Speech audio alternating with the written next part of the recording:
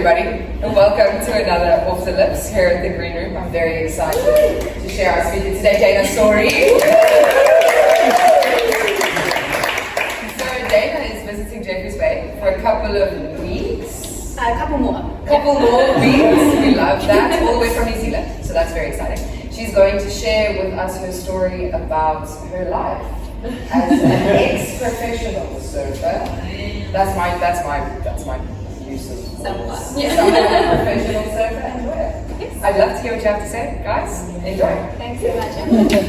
Thank you everyone for coming. I think I know a lot of you, and it's really great to see you here. And for those who don't know me, as Emma said, my name is Dana, and I'm from a small town in New Zealand. This is a photo of my home break. I am really young in this, and it's quite blurry, but I just wanted to show how beautiful it is. It's called Gisborne, and it's a small town, much like J-Bay, so I feel really at home here. I have been in J-Bay for 6 weeks so far, and got about 2 more to go. And it's been a real dream come true for me, because part of my lifelong dream has been to kind of travel around the world and surf some of these best world-class spots. So to come to one of the best right-hand breaks in the world has been a real dream come true. I've been trying to come for about 10 years, and it's never quite worked. And finally, this was the time. And that kind of fills into like a bigger story of my life of that dream to come and travel around the world and surf all the world's best spots. And I've been asked to share a bit of that story. And as I was thinking about doing this talk and why it was of value to anyone, I think everyone's got a really wonderful story, and mine's not so special to warrant giving a talk, but I thought maybe I could reflect on some of the lessons that I've learned through my time, and maybe they can resonate with some of you or encourage some of you. So yeah, I'll give you a little bit of my background, and then the lessons I've kind of learned through my time and through my journey. And I'm probably the only one who needs speaking notes to remember their own life, but it's just to help me keep on track and meet the time frame, because it's a lot to condense.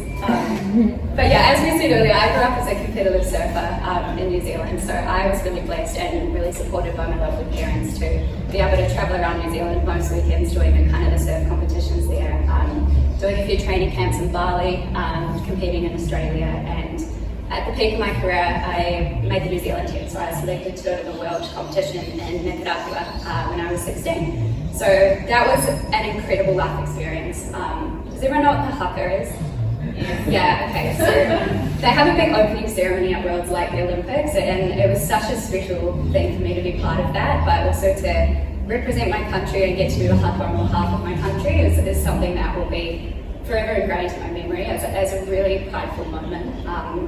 And the time in Nicaragua, it was about a month all up, and the experiences and the stories I had, I could do a whole other talk on, but I don't have the time, fortunately. So after Worlds, I came home and unfortunately got my first bout of quite severe sickness with glandular fever and chronic fatigue.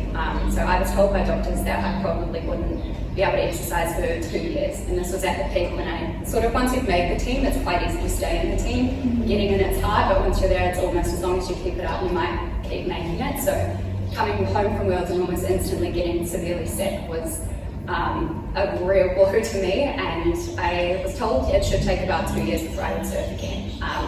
So I had a really difficult year that year where I couldn't do much at all. There was no surfing, no exercise, and a lot of being in bed, and a lot of really difficult days.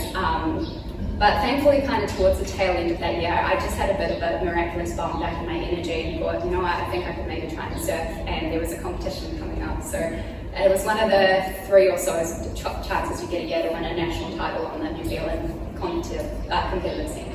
And so I entered that I don't even think I'd surfed before the competition, but I went out there and just was super blessed and got some really fun waves and ended up winning what was my second national title that day. And there's a really cool photo of me being carried up the beach, like literally fist pumping, which I think looks really like egotistical, but that win meant so much to me because I'd had the hardest year of my life, and so it wasn't just winning a competition, it was like really overcoming that year of adversity. And after that, I went on to win my 3rd national title, which for some reason was my goal. I said, once I get 3, I'm quitting. And I was about 18 when I got my 3rd, and walked up the beach and said to my mum, like, I'm done. Like, this is, I've kind of had that chapter. And for whatever reason, I decided to go to law school, which was a very big change in pace. Haven't even had to look at these.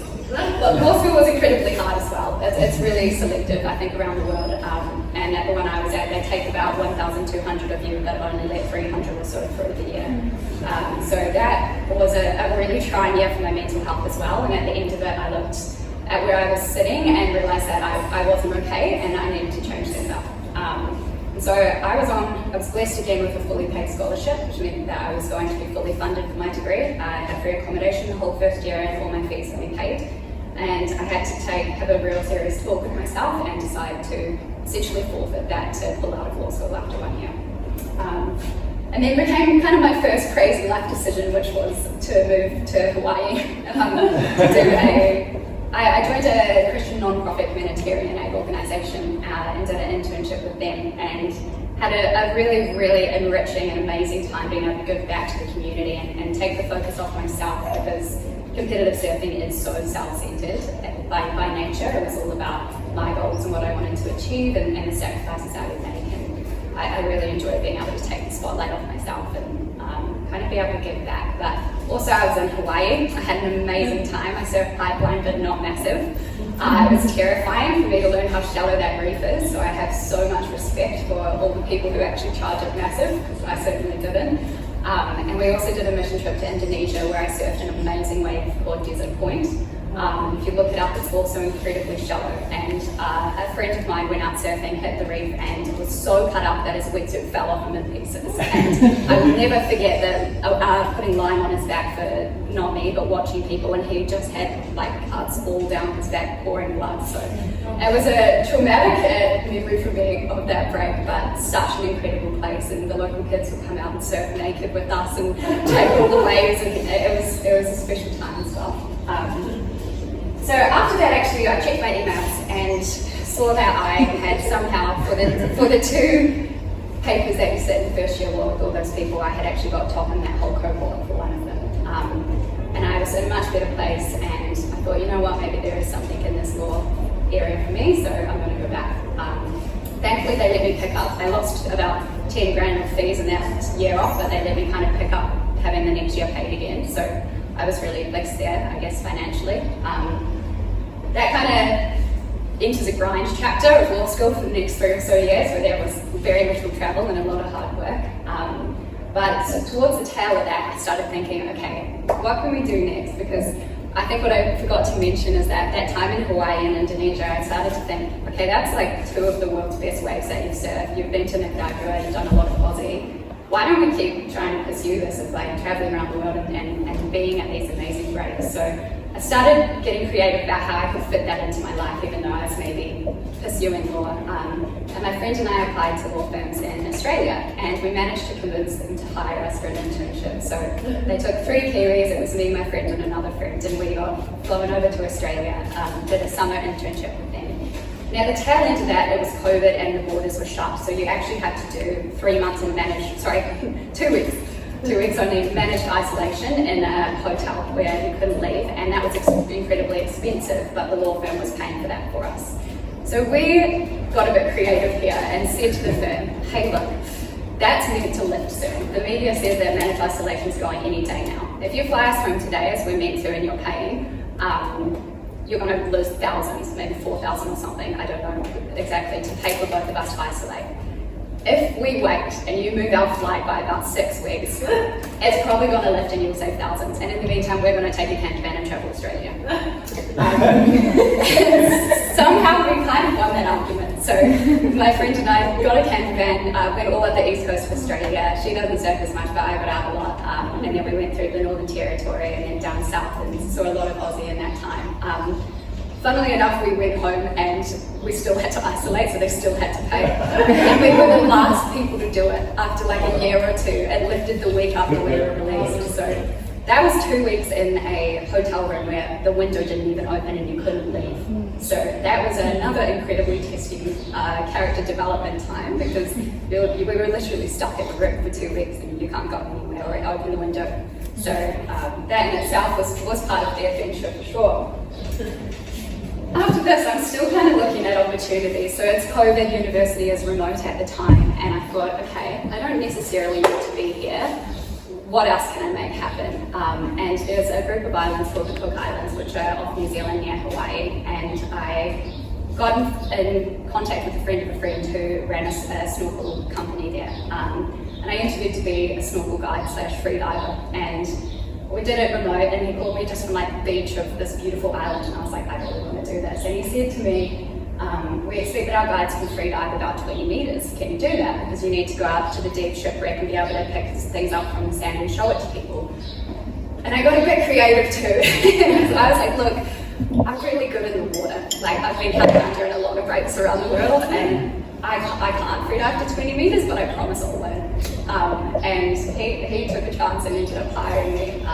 So I got my friend a job as well on the tour desk, and we flew over to the Cook Islands. The day we landed, it was announced the borders were shut. That COVID was kind of making its way towards this island, and they didn't want it to. So they said to us, you can stay on this island, but we have no idea when you'll get off the stopping flights, or you can go home on a flight this week. And I thought, perfect, I live on an island. So we negotiated with the boss, instead of taking snorkel tours, because the tourists were no longer a thing there, to do hard labour in exchange for free accommodation, since he didn't have people to fill out his guest houses. So the next 5 months, I think it was, my friend and I spent on this deserted, locked down island, living with the locals and having such an incredible time. We free dive with turtles every single day. A bunch of eagle rays lived on the bottom, and a few baby sharks, and I had a really incredible chapter living on this island while the rest of the world was going through a very tough time. And it wasn't a surf chapter for me, but it was where I fell in love with my second hobby, which is now free diving. And a really blessed opportunity to be able to live my life in that way. And then we have another twist, because I come home from that and I'm due to move to Australia and start with this law firm that had hired me. And I get the COVID vaccine, and I have, unfortunately, a very severe relapse of the chronic fatigue. So that looks like being pretty much bedridden for a few months.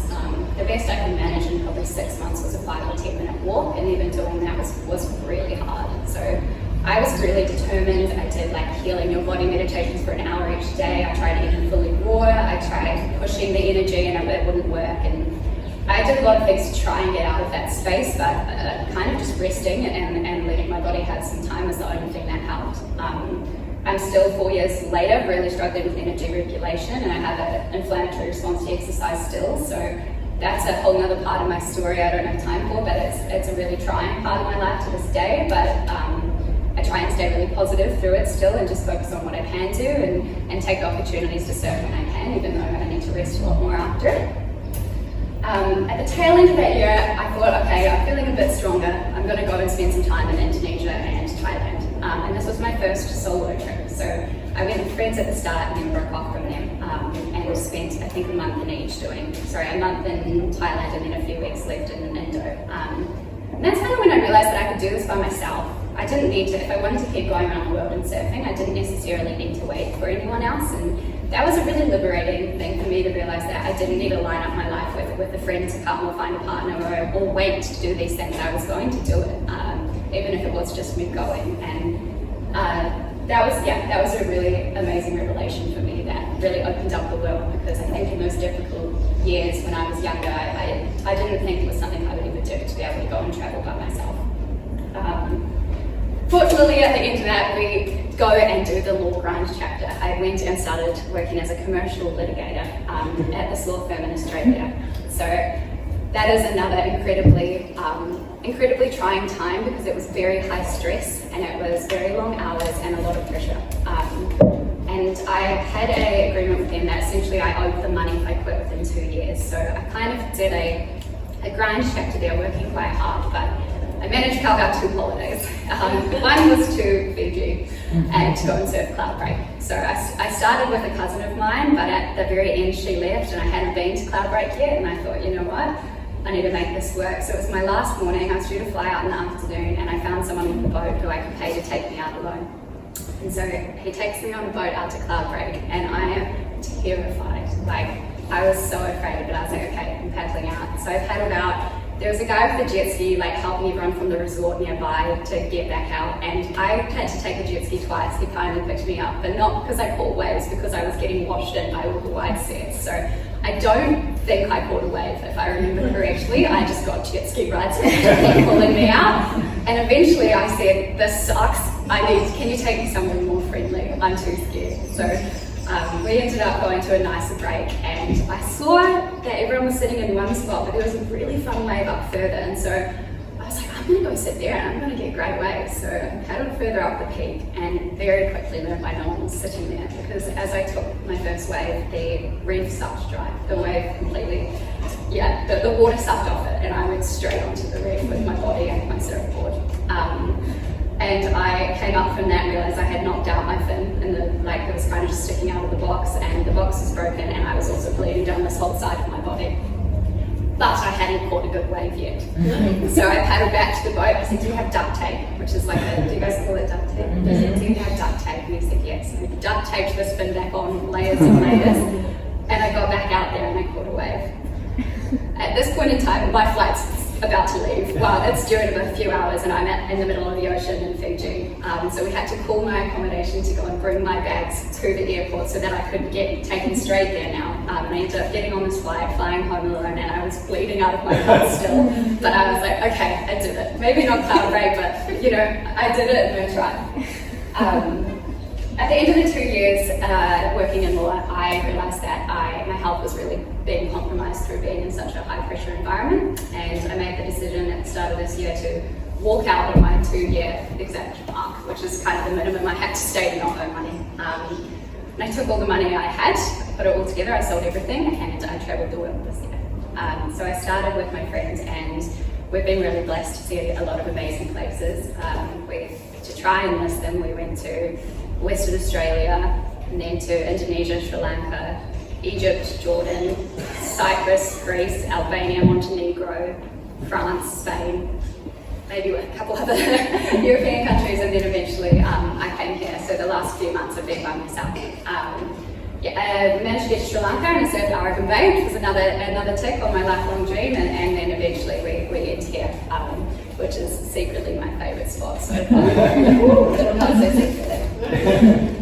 So I mean that's a really quick whirlwind through my life and some of the ways that I've been able to kind of make my dream come true of going to these spots, and I was kind of reflecting on that and what I've maybe learned from it and what I can share, and I thought of kind of 3 life lessons that I've learned through this experience and through chasing my dream of surfing these best waves, but I think they have a global application to sort of anyone who has a dream or is wanting to pursue something. So I'll share those with you guys.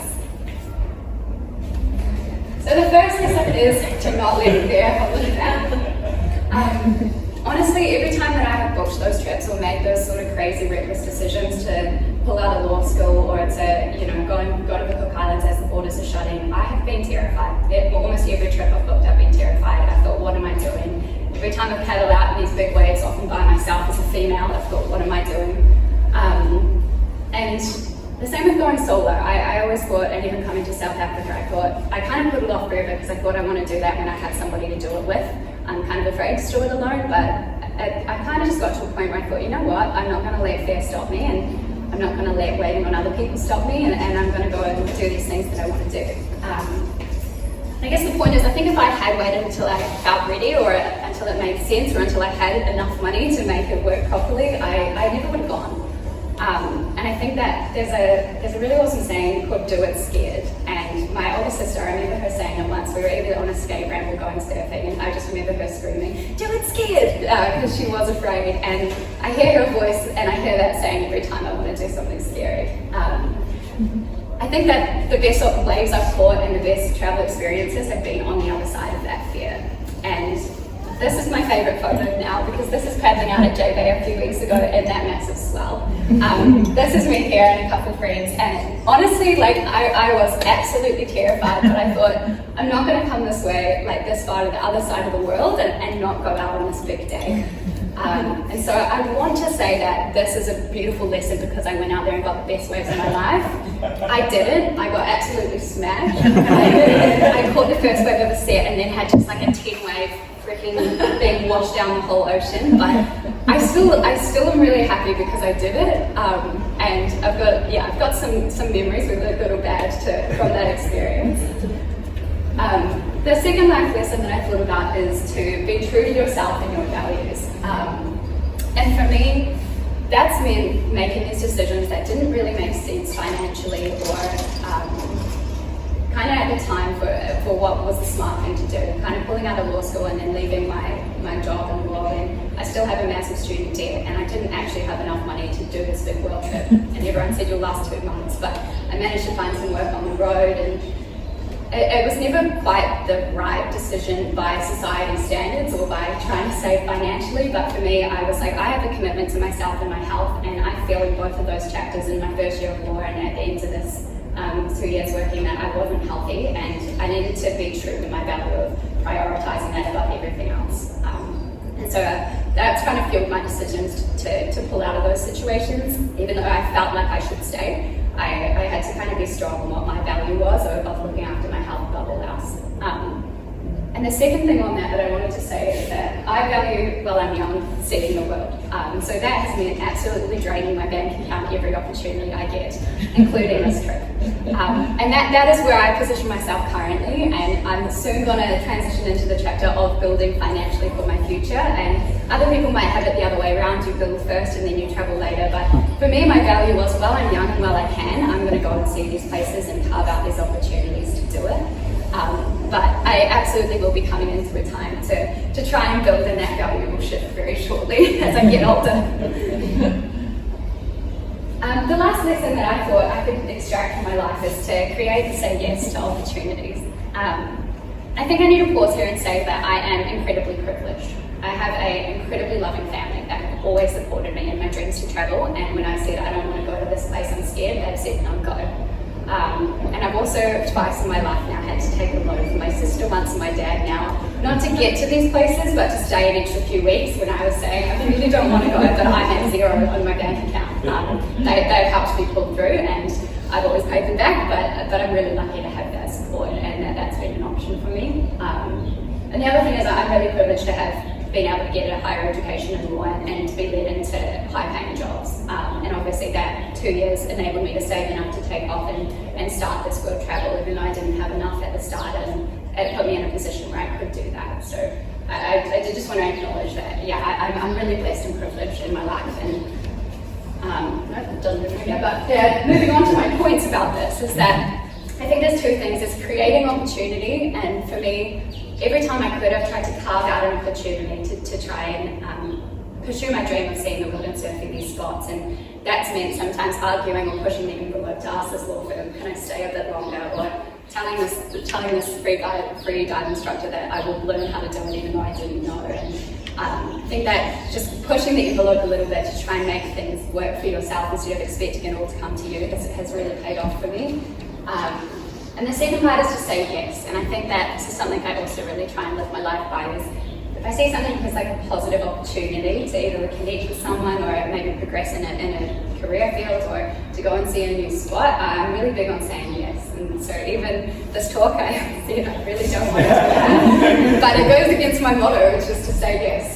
So yeah, I'll come here and I'll give this talk. And I guess, yeah, the final point really is you really don't know what lies ahead from saying yes and from not letting fear hold you back. And for me, that's really come kind of to a full cycle by entering here in J Bay and like getting to my number one destination that I wanted to get to. So this is me at J Bay a couple of weeks ago, very happy, you can't see, but probably smiling. But yeah, that's kind of my life story and some things I've learned along the journey. And obviously there's a lot of stories from my travels that I don't have time to go into that are really amazing and funny, but yeah, that's a whirlwind run through it, and I hope it was interesting to you guys, and thanks for coming.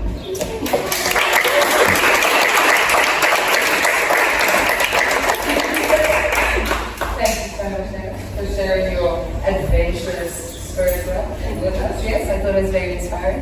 Does anybody have any questions for us? Any questions at all? Yes.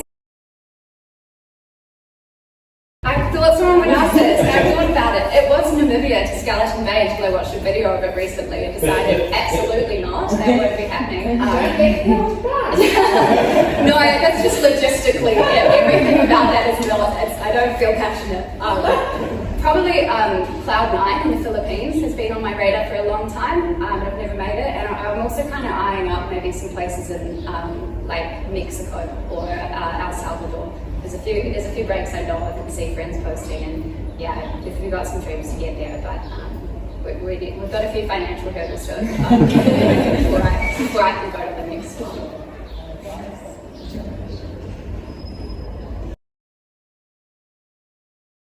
This one has been, I think, an amazing and probably my favourite place for like accessibility. Because at Aragon Bay, for example, I was really like confused that you can't really check the surf unless you're staying right on the break. I didn't realise that you kind of have to go either over a hill or walk a really long way around the beach to even see if it's working that day. So when I got there, I thought that was my dream as a right-hand point. But logistically, I thought actually you can't just check it and go out. So J-Bay's been so awesome for that. The wave is right there. I've been blessed to stay really close to it. And just apart from the keyholes, which of course terrify me, I've been really blessed to meet a lot of amazing local people, myself included, that have been able to take me surfing and show me some amazing spots. And the community around here has been the best in the world for me. This is the place I've been able to make the most friendships with the local surf community, and where I really desire to come back, because the time there has been so special. And the waves have got to be super fun, but the people have really made this place for me.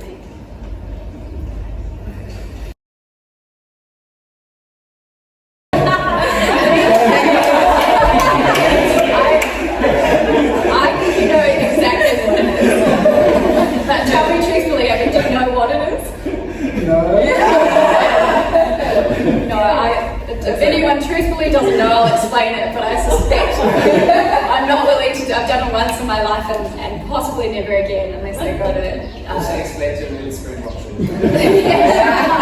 Unless I choose to take another drastic life turn and go and represent New Zealand in something, I don't know that I'll have to do it.